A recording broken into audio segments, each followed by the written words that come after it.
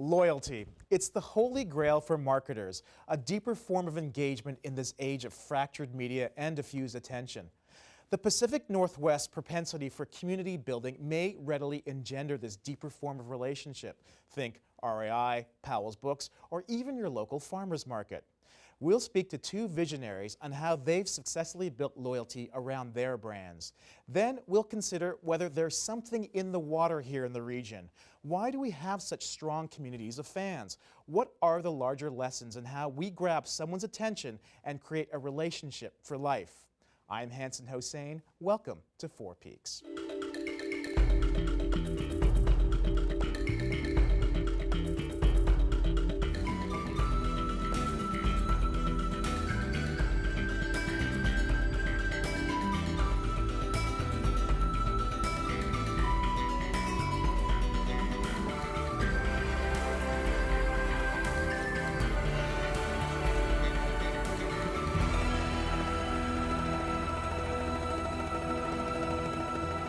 Back with Shauna Causey from Social Media Club Seattle and Nordstrom, Tom Maher from KEXP. Welcome back. So you both have succeeded. You've both represented incredibly powerful brands. You're both here in the Pacific Northwest. Is there something in the water about loyalty and fans and building community around these brands and organizations? I think it's a question we've been posing for a while. For example, just in our neck of the woods, or the music neck of the woods, we've asked that question for quite a while. And actually, our local PBS station, KCTS, took a nice swing at trying to answer that question recently with a little mini documentary on. I saw that documentary. It was really great. It was called Something in the Water, wasn't it? Something in the Water, precisely. Yeah. And I think everybody has their own kind of theory. But I think Seattle is a curious town. I think its people are just curious. And I think one reason why is the presence of higher education, actually. And I think that really drives the city towards asking questions about the world and about life. And I think it also, you end up with people who are curious about making their own lives better.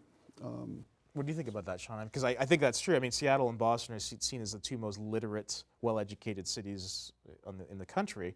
For better or for worse. I mean, it's sad that the other cities aren't up to that speed, but does that mean that we're an aberration? Do you feel like there's something very special about our town? I think there's definitely something very special about our town. I think it's part of our culture, and there's this level of collaboration that I don't see, especially when I go to the Valley or in other places. I just don't see them helping each other out in the way that we do here in Seattle. And is it just Seattle? I mean, I'd like to think expansively of our region, the Pacific Northwest, Cascadia. I mean, I think Portland's got a lot of this as well.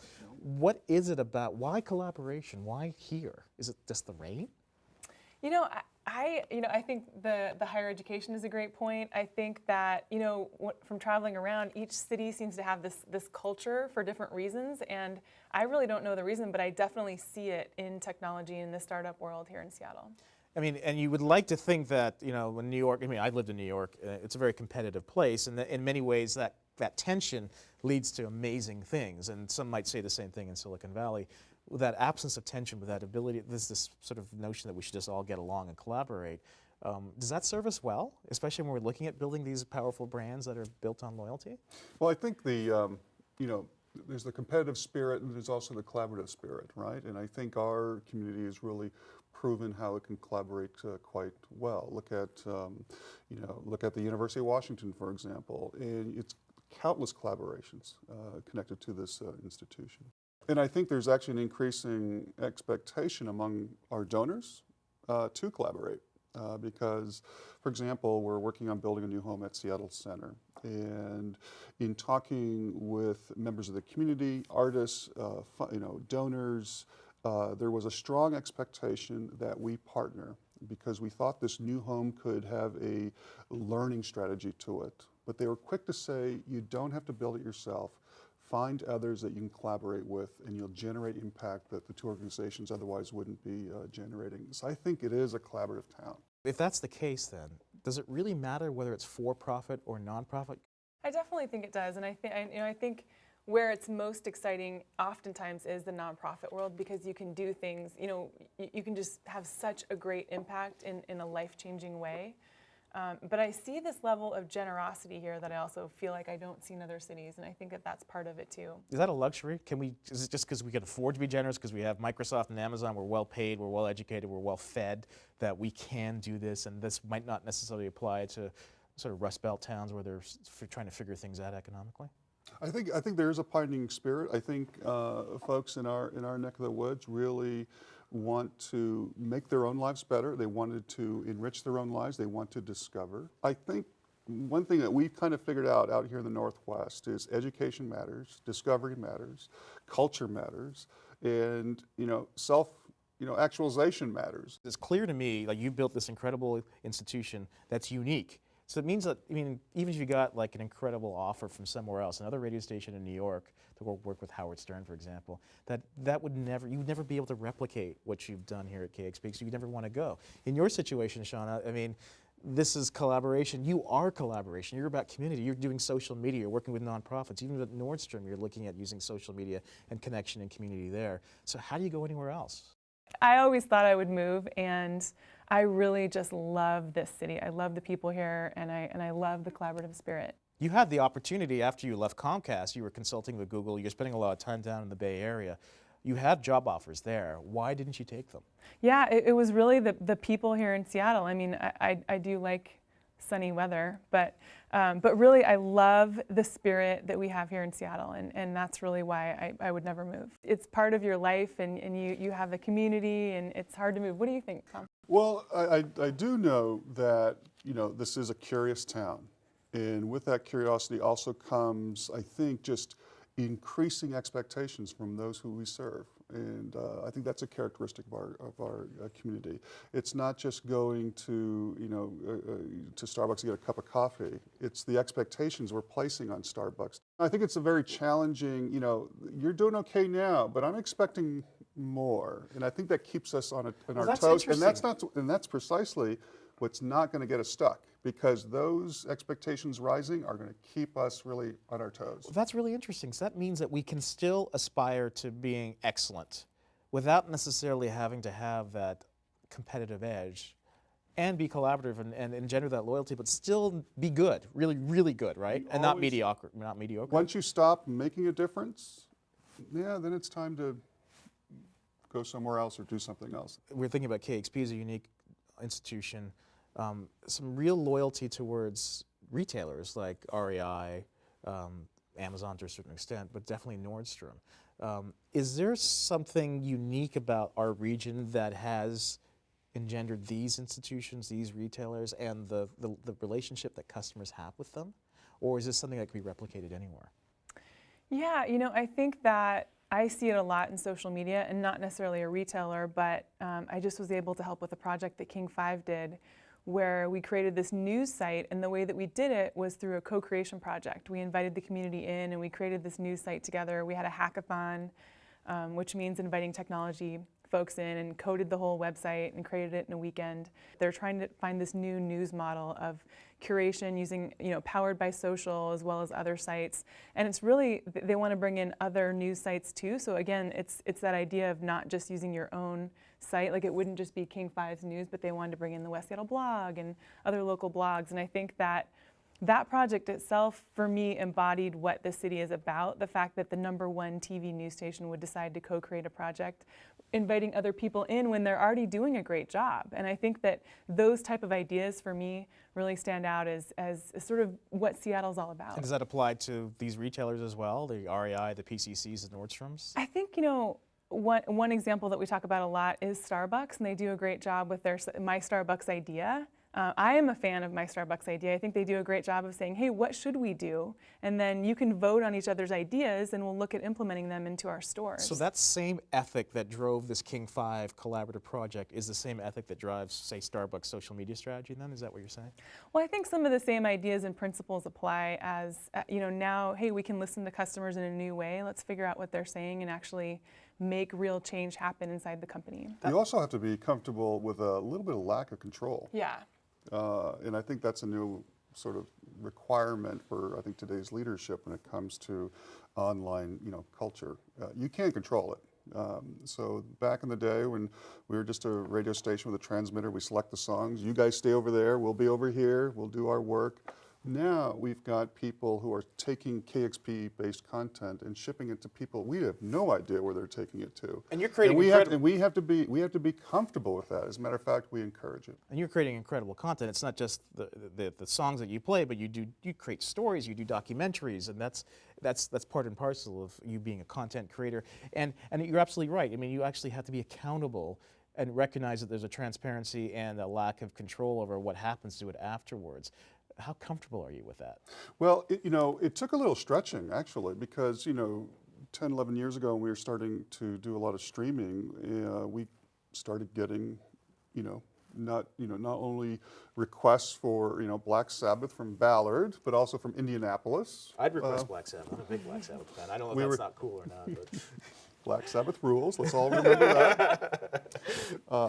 But also, from Iceland. And that in order to, again, meet these increasing expectations, feeding them not only photographs and blogs, articles, in video, gone are the days where we could just control who was going to experience that video and where it would end up. Those days are just gone. Well, So I think the trick here, as a medium, is to trust your audience, sufficiently, so you actually make them agents of change for your mission. So if Bob is listening to Black Sabbath, and Carol has never had the opportunity to hear Black Sabbath, we want to enable Bob be comfortable with doing whatever he thinks it takes to turn her onto Black Sabbath. We're not going to be involved in that. They may pick up some of the things that we've been doing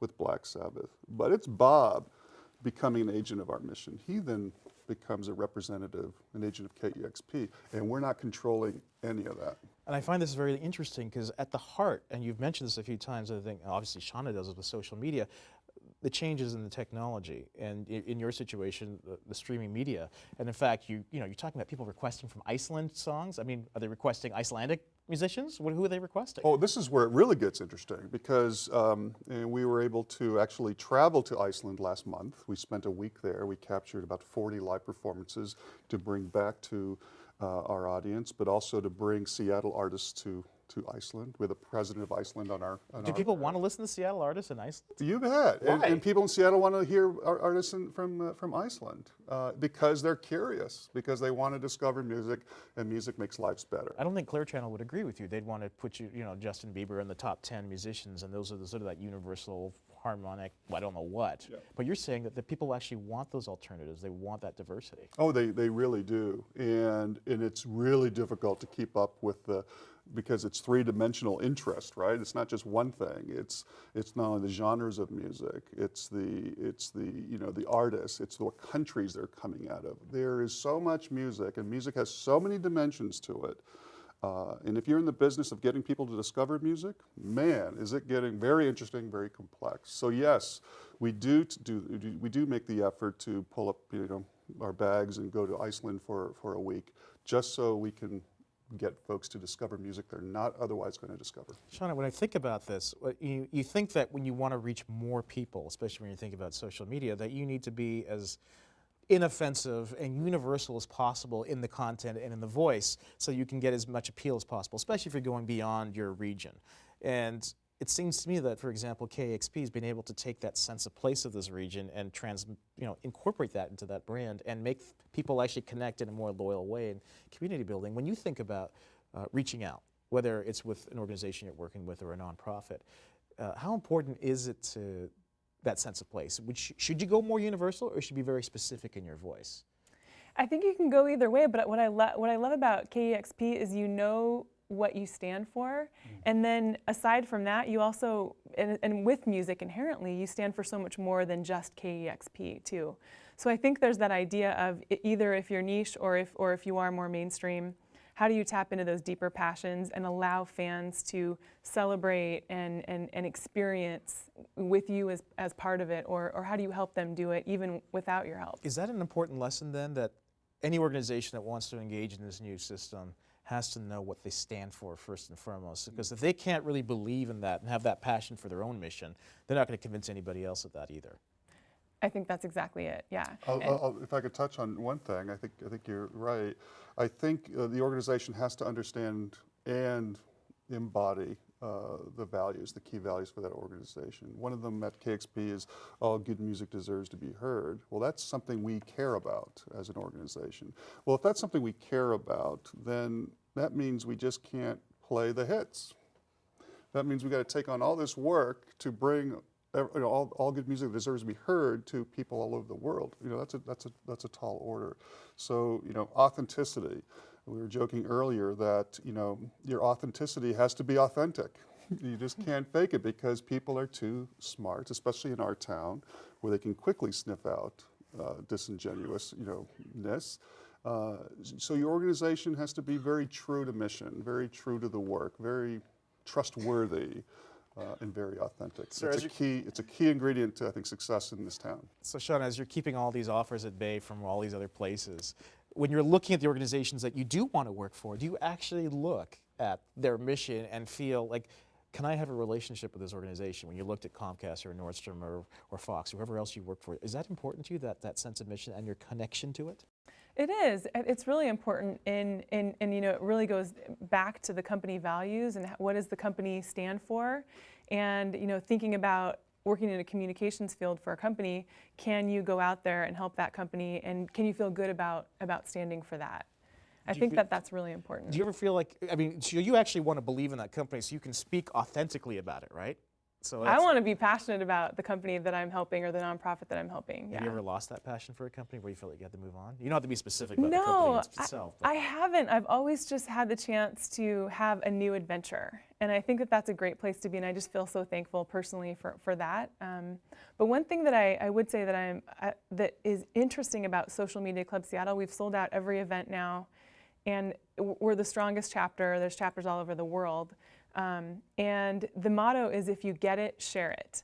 So we have this special thing where people are coming together sharing all of these best practices, and it's really been powerful to see not only that we've sold out all these events and that they're in demand, but that people are coming together sharing all of these ideas, and that's really what it's all about. Well, that's really interesting. So social media is obviously heavily adopted in this region.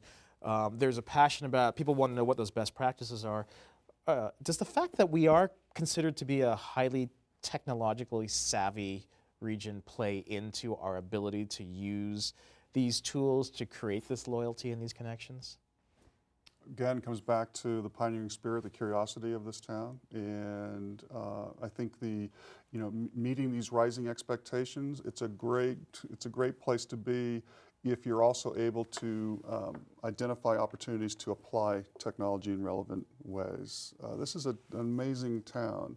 And I also would argue that KXP is a Seattle phenomenon. Could it have been replicated anywhere else, you think? I think it would have a tough time doing that. I don't think exclusively, but I think first of all, there is an incredible flow of creativity in our town. And when we talk about music, our town has never been more creative, has never been more diverse in its creativity. There's never been a greater volume of music coming out of Seattle bands. That's a Seattle thing that we're a part of, that we're fostering, but we're not creating that music creativity.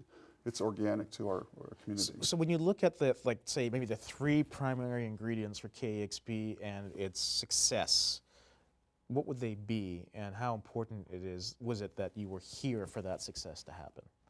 Well, I think first of all, you need to understand what your mission is, and if you can get people to follow along. First of all, you have to understand it. Number two, you need to know what your values are, and also you need to know your vision. And these are things that are very elementary in, I think, in any sort of MBA class. But you just can't write them down and put them in a shelf. I think the responsibility, you're talking about leadership earlier, I think one of the responsibilities of leadership increasingly is to embody, is to demonstrate, and is to make sure mission, vision, values really permeates the organization. And it takes the leader of the organization that responsibility to help do that. If I don't do that at KXP, who is? That's a responsibility I have. It's not my values. It's not my mission. It's not my it's our organizations, and it's part and parcel of our community. So if you know that this is, say, a new element of leadership, and you obviously are very involved in leadership, and you're a leader in your own organization, how do you know, how do you measure success? How do you know when you've actually hit the mark? Do we have new access to metrics that allow us to understand that we're succeeding at this? Well, I like when you were talking, I mean, you're talking about leadership, but really it's servant leadership. You're talking about your community and your employees and how you're serving them, and I think that that's the direct feedback that we look for. It seems like it's very common here in Seattle to look for that. We're not, as leaders, most of the leaders that I know here aren't going around saying, you need to go do this, do it, I don't want to hear from you again. It's more working together and collaborating within companies too, and figuring out how you can serve employees and customers, and then being a leader in that way. And I think that is one of the ways that we measure in Seattle if it's working or not. Do you actually, when you're looking at using these social media tools, for example, what for you is the great measure of success? When you say you're advising a nonprofit, you're on a board of the nonprofit, and you say, okay, you're going to know it's working when. What do you tell them? It's pretty simple for me. I am a big believer in looking at engagement levels. So is the content that we're creating mattering to the people that it goes out to? And we look at that, we can tell immediately with social media, which is one of the reasons why I love it so much. If you put out some content, whatever it is, you can tell if people like it, if they reshare it, if they comment on it, if they click through and then add a comment to your blog or your website, or if they reshare your website.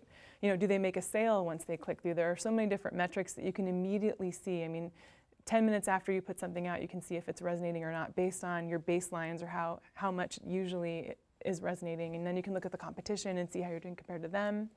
I think that so engagement is really number one. And then after that, you see, does your community size grow based on the level of engagement? And then what are the other metrics that you're measuring against? So we've struggled with this question. What difference are we making? Because like a for-profit organization, with its investors, its customers, money is being transacted, coming to the organization.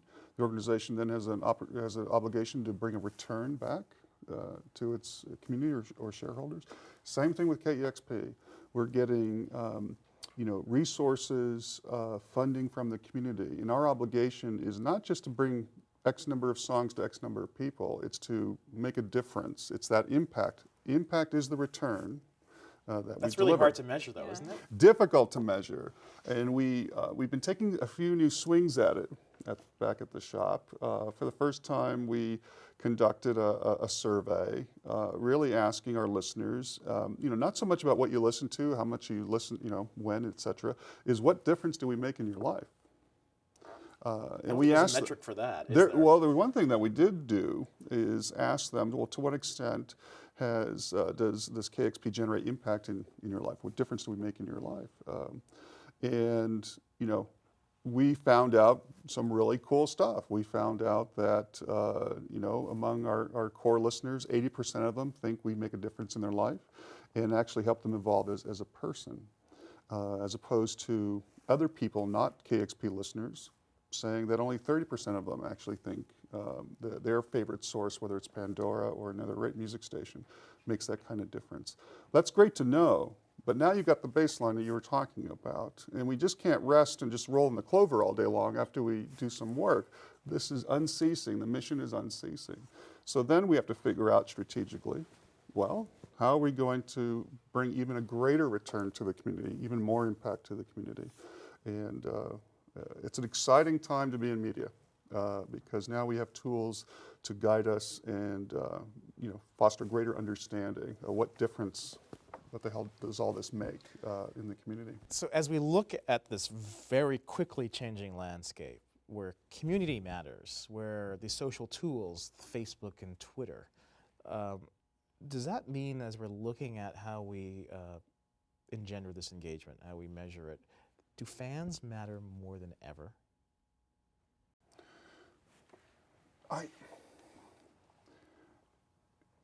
We don't care if you're a fan. We care that we make a difference in your life, no matter whatever it takes. That's what we're trying to do.